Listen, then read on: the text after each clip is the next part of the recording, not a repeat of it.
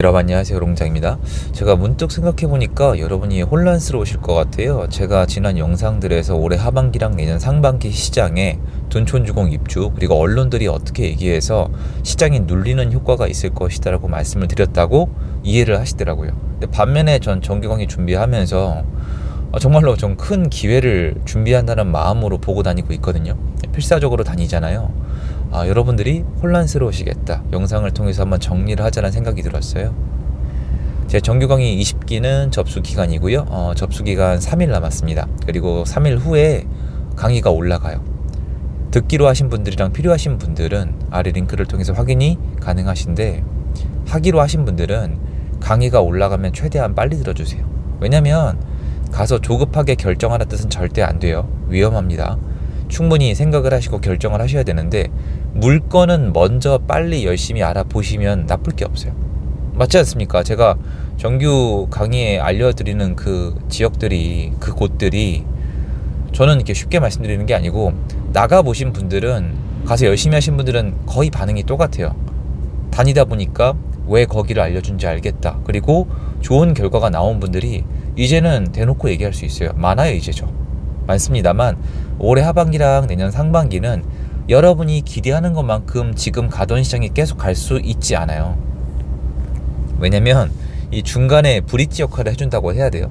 하이에나 투자자가 없어요.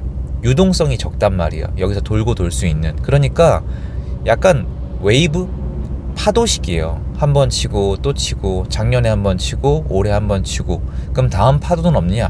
다음 파도가 있어요. 근데 문제가 파도가 치다 보면은 중간에 진짜 대형 파도가 걸리게 돼 있거든요. 지금 이 시장은 근본적인 문제가 해결이 안 되고 있기 때문에, 시장 자체를 건드렸다는 거는 여기 지금 지구가 있잖아요. 자, 파도가 치는데 달을 건드린 거예요. 중력의 변화를 줬다고요. 시장 자체가 자유시장이 아니잖아요. 그러면 언제고 한번 초대형 파도가 오게 돼 있어요. 네, 이 타이밍까지 맞추기가 되게 어려운데 그거까지 말씀을 드릴게요. 일단 지금 다녀보면은, 일단 서울 말씀드릴게요. 지방도 이 현상이 있는데, 여러분 그거 혹시 기억나세요? 매물 개수. 서울이 매물 개수가 8만 건이 넘었다고, 팔고 싶어 안달이 난 사람이 넘친다고 집값이 당연히 하락할 거라는 식으로 기사가 한두 개 나온 게 아니고요. 쏟아져 나왔어요. 지금 몇 건일 것 같으세요? 지금 한 7만 9천 건인가 그래요. 똑같아요. 8만 5천 건인가 6천 건까지 갔다가 7만 8, 9천 요까지 내려와 있어요. 물건 개수가 차이가 없어요. 근데 지난 몇 달 동안 어떻게 됐죠? 올라갈 곳은 무지막지하게 올라갔죠. 시장도 많이 회복이 됐어요. 이제 이거는 하나 짚고 넘어가고 싶은 거예요. 아실에 나와 있는 물건 개수는 시세랑 다이렉트로 연결되어 있지 않아요. 참고 사항이에요. 아실에서도 이런 얘기를 한 적이 없어요. 언론이 그렇게 쓴 거죠. 자, 그런데 제가 요 얘기를 먼저 해야 돼요. 전월세는 어떨까요? 전월세 매물 개수는 사실 매물 개수보단 중요해요. 왜냐면 이건 실수요밖에 없잖아요. 전세를 2개, 3개 계약하는 사람은 잘 없잖아요.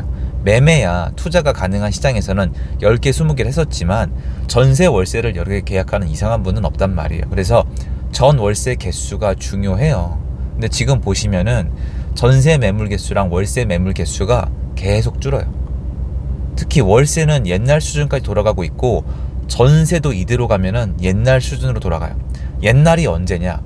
월세는 전세가가 폭등하기 전의 수준, 전세는 폭등하기 전의 수준이에요. 왜냐면 월세는, 그러니까 월세가 폭등하기 전의 수준이라고 표현할 수도 있는데, 월세가 그렇게 올라간 이유가 전세 때문이잖아요. 그러니까 전월세가 예전에 급변하기 이전의 매물 개수만큼 계속 돌아가고 있고요. 지방시장은 그 속도가 느려요. 사람이 안 돌거나 임대인들이 여전히 힘든 거예요.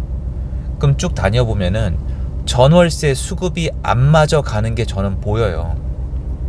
근데 당장에 우리가 매매가에 굉장히 집중이 돼 있으니까 이거를 많이들 안 보시는 건데, 전월세 빨 문제가 생겨요. 제가 지난 2년 정도 월세가 시장의 주인공이라고 노래를 불렀고요. 전 지금도 그 생각 조금도 변화가 없어요.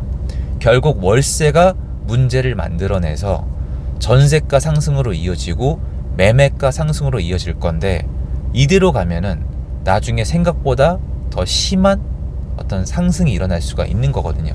빌라 시장도 마찬가지고 아파트 시장도 마찬가지고 결국 실제 사용할 수 있는 사람이 뭔가를 선택함에 있어서 공급이 충분하지 못한 시장으로 가고 있는 거예요. 시스템을 망쳤으니까 물건이 노는 물건도 생겨요. 임차권 등기가 돼 있거나 기존 세입자가 갇혀 있거나 쓸 수 없는 매물도 있거나 규제가 심하니까 빈집으로 놔두는 매물이 있다거나. 개포동에 입주했던 아파트 있잖아요. 전세 안 놓고 버티는 분들 꽤 많아요. 돈이 있으니까. 아무튼 돌고 돌아서 지금 아직은 아니에요. 사실은 요번 기수 다니면서 제가 알고 싶었던 것 중에 하나가 저한테는 되게 중요한데, 임대차 3법이 한 바퀴를 돌았어요. 8월이면. 근데 제가 생각한 거랑 움직임이 다른 거예요. 그래서 열심히 물어보고 다니는데 사장님들도 결론을 못 내지만 계속 지금 정보를 오랫동안 모은 제 결론은 뭐냐면은, 더 모아서 결론을 살짝 바꿀 수도 있지만 거래 건수가 되게 없었잖아요. 시장이 안 돌았잖아요. 이 부분도 시장이 늦게 도는 거예요. 제가 봤을 땐 시장이 희마리가 없는 거죠. 시장이 느리니까 모든 것들이 약간 더 시간이 걸리는 것 같아요. 시장 방향은 저는 꽤 자신이 있지만 시장 타이밍은 굉장히 어려워요. 시장 타이밍까지 맞히시는 분이 있다면은 그분은 뭔가 정말 남다른 분일 거라고 생각을 해요. 몇 번 운이 좋아서 저도 타이밍을 맞춘 거지 타이밍까지는 어렵거든요. 그래서 시장이 느리다, 그리고 임대인 매도인이 여전히 힘들었다, 그런 분들이 남아있다라고 느끼고, 이렇게 힘든 분들이 상대적으로 적은 곳들은 움직임이 생각보다 더 셌어요. 근데 전세가가 동반 상승력이 그렇게까지 강하진 않았어요. 그러니까 전세가가 압도적으로 올라가 줘야 되는데 그런 현상이 제 기대보단 낮았다는 거죠. 그럼 이렇게 가는 거냐? 아니에요. 저는 아직 안 왔다고 생각을 하는 거예요. 근데 요게 저는 전국에 영향을 미칠 거라고 봐요. 서울과 수도권만의 문제가 아니라 전국에 전월세 시장에 문제가 생겨서 수급이 틀어지면서 얘네가 매매가에까지 영향을 미칠 수 있다고 봐요. 그런데 일단 서울은 둔촌주공 포레온 입주가 있잖아요. 입주장은 사실 전세가에 더 큰 영향을 미치거든요. 얘네가 완충 역할을 해줄 거예요. 완충 역할을 해주는데 생각보다 이펙트가 클지 작을지에 따라서 내년 상반기 시장에 대한 예측이 달라질 수는 있지만 전세가에는 어쨌건 누르는 효과가 있을 수밖에 없거든요. 근데 여기서 만약에 전세가가 버텨버린다, 그럼 버티는 게 아니에요, 여러분. 이건 미리 말씀을 드릴게요. 포레온이 입주를 하는데 인근에 생각보다 전세가가 안 내려간다, 그럼 절대로 그거는 전세가가 못 올라가는 거나 아니면 이게 버티는 게 아니에요. 올라가고 있는 거예요. 포레온 입주량이 여러분 헬리오시티가 10,000세대거든요. 약간 안 되는데 9,500, 600? 만세대 가까이 되잖아요. 포레온이 12,000세대예요. 헬리오시티 죄송해요. 제가 갑자기 살짝 기억이 안 나가지고. 엄청난 입주란 말이에요. 그럼 전세가가 내려가는 게 지극히 정상이에요, 원래는. 근데 만약에 버틴다 인근에, 그러면 포레온 입주 끝나고 나서는 정말 답이 없는 거예요. 전월세 매물 줄어들고 있죠. 그리고 상식적으로 다주택자가 꽤 줄었잖아요. 어쨌건 없지만 그 거래량 안에 그분들이 던진 물건들이 있을 거니까. 그리고 늘어나지 못한 것도 되게 커요. 원래는 역사적으로 계속 다주택자가 들어왔었는데 임대사업도 늘어나지 못했고, 쌓이고 쌓여서 전월세를 사실 요새 임대사업 누가 하겠어요. 안 하는 게 맞는 시장은 맞거든요. 정말 해보시면은 답이 없어요. 그럼 공급자는 줄어든 상태에서 치명적으로 이렇게 하면은 신규 공급이 없는데, 신규 공급은 거의 폭망 수준이에요. 88 대책의 간절함을 보시면 알아요. 물론 지금 88 대책 이후에 지금 시장 분위기가 약간 애매해지고 거래가 줄고 이제 포레온 집주가 있어서 말씀드렸잖아요. 올해 하반기랑 내년 상반기 이런저런 게 겹쳐요. 여러분들의 마음이나 의지나 생각이 꺾일 수도 있어요. 근데 아니에요. 내년 이제 포레온 입주 끝나고 한 2월 3월 지나서부터는 다시 움직이고, 그 다음 파도가 오고 25, 26, 27 갈수록 월세 시장에서 촉발된, 결국엔 월세로 버텼던 거죠. 전세가와 매매가의 그 진동 효과가 상당히 클 겁니다. 시장의 어떤 역습, 시장의 부작용, 시장의 복수라고 할 수 있겠죠. 근데 이게 오래 걸리고 이미 사람들이 많이 마음이 꺾였고 상처를 받았고 힘들잖아요. 아무리 고민해봐도 너무 힘들잖아요. 그러니까 잊고 있으시는 거예요, 지금. 그리고 요번 흔들림에 생각보다 더 많이 흔들릴 수가 있어요. 이미 겁을 먹었던 상태니까.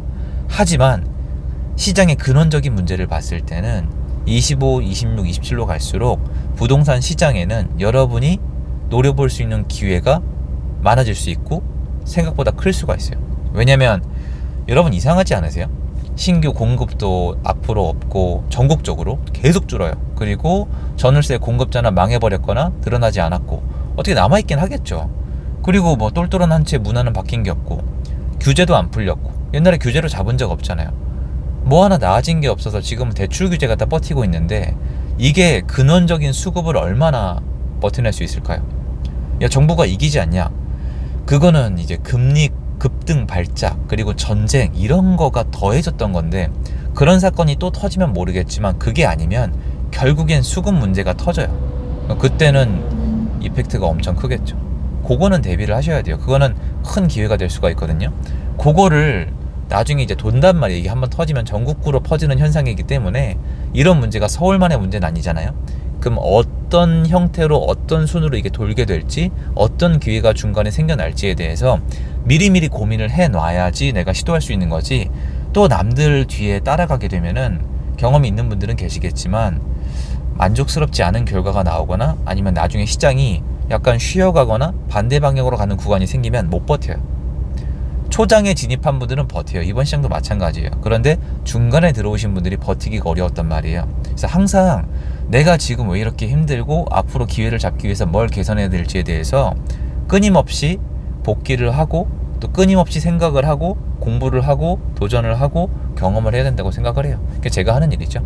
그래서 앞으로 더 좋은 정보 말씀드릴 수 있도록 노력을 하겠습니다. 영상 여기까지고요. 도움되셨으면 좋겠습니다. 감사합니다. 좋은 하루 되세요.